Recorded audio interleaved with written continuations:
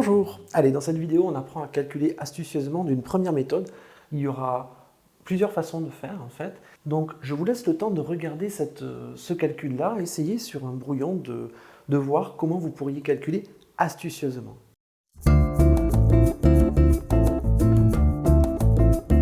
Certains élèves ont tout de suite remarqué, je pense, qu'il y avait des similarités entre certains nombres. Par exemple, il y en a un qui est évident, c'est le 4,25 et le 6,75.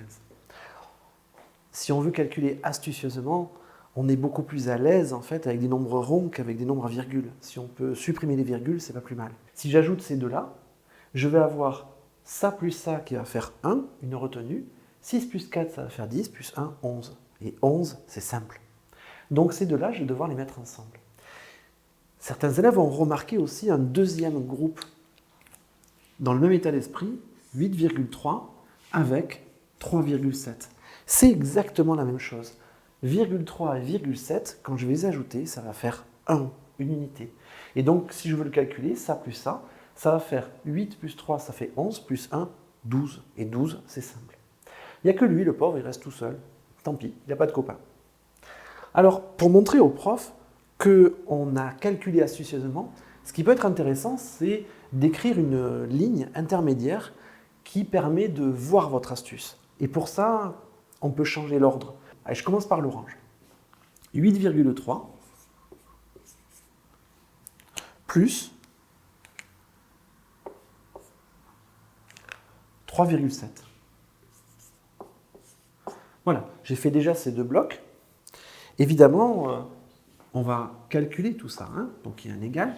Et comme j'ai mis que tout ça était égal à... Il faut que je recopie tout le reste.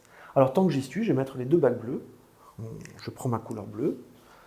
Donc le premier, c'est 4,25. Et le deuxième, c'est 6,75. Et maintenant, j'ai plus qu'à rajouter mes opérations. Ici, c'est un plus, bien sûr. Un plus. Et le pauvre 5,1 qui est tout seul. Voilà. Alors là, j'ai montré au prof à cette étape que j'avais compris le truc et que j'ai bien regroupé ensemble les nombres qui vont bien ensemble. J'ai plus qu'à marquer les résultats intermédiaires. Alors, on va mettre le résultat orange d'abord. On avait calculé, donc 8 plus 3, ça fait 11. 0,3 plus 0,7, ça fait 1. Donc, on va se retrouver avec du 12 ici. Ensuite, 4,25 plus 6, on l'avait calculé tout à l'heure. 6 plus 4, ça fait 10. Plus 1, ça fait 11. Et j'ai plus qu'à mettre mes opérations. Donc, j'ai un plus qui apparaît ici. Et là, j'ai un plus 5,1. Et là, j'ai mon égal. Alors là, je fais une petite remarque importante. Vous remarquez que j'ai des blancs que j'ai laissés volontairement. On écrit un nombre sous son opération. 8,3 plus 3,7, on écrit le 12 sous son plus. 4,25 plus 6,75, on écrit le 11 sous son plus, ce qui fait un blanc ici.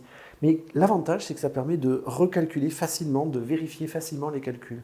Ce 12, il vient forcément de ces deux-là. Et ce 11, il vient forcément de ces deux-là.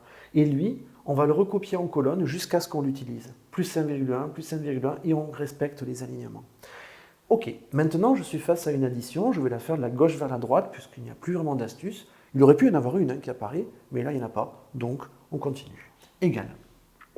Ils vont remarquer que mes égales sont alignés aussi. 11 plus 12, ben ça nous fait du 23.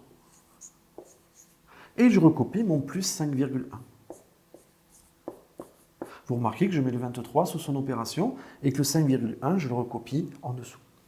Et là maintenant, je peux marquer le résultat final, égal 23 plus 5,1, ça nous fait du 28,1.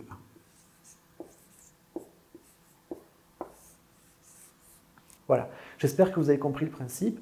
Je vous mettrai une petite vidéo d'exercice où il faut le faire et il s'agit de résoudre de cette façon-là. Je vous remercie, au revoir.